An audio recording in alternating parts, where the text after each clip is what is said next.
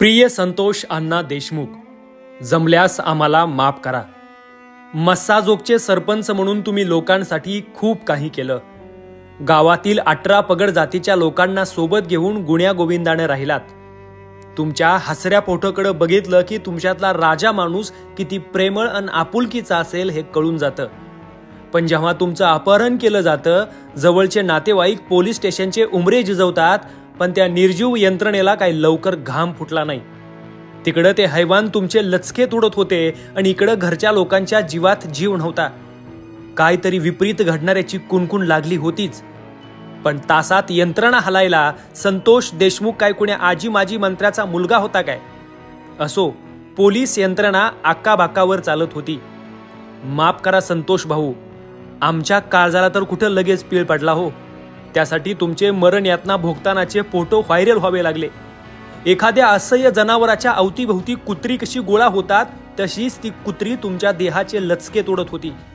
कुणी शर्ट काढत होतं तर कुणी पॅन्ट। पाईपने अक्षरशः अंगाची लाही लाही केली त्या हैवानांनी। तुम्हाला मारताना त्यांच्या चेहऱ्यावरचं हास्य बघून अजूनही डोक्यात झनक येते। लोळा गोळा होऊन पडलेला तुमचा देह, हात जोडून शेवटी तुम्ही म्हणालात, हात पाय तोडा पण लेकरा बाळांसाठी आणि गावासाठी जिवंत ठेवा।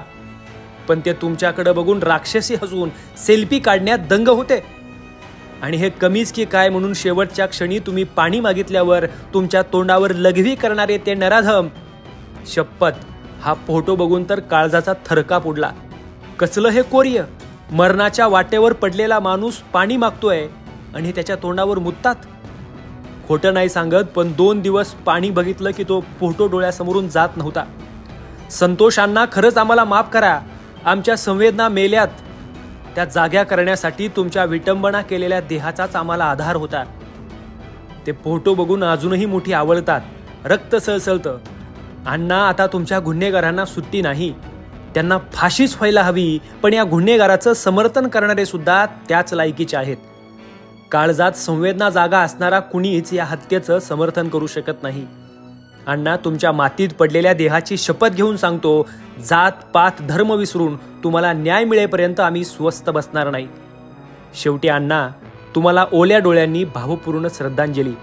आणि हो अण्णा, जमल्यास आम्हाला माफ करा। अण्णा, जमल्यास आम्हाला माफ करा।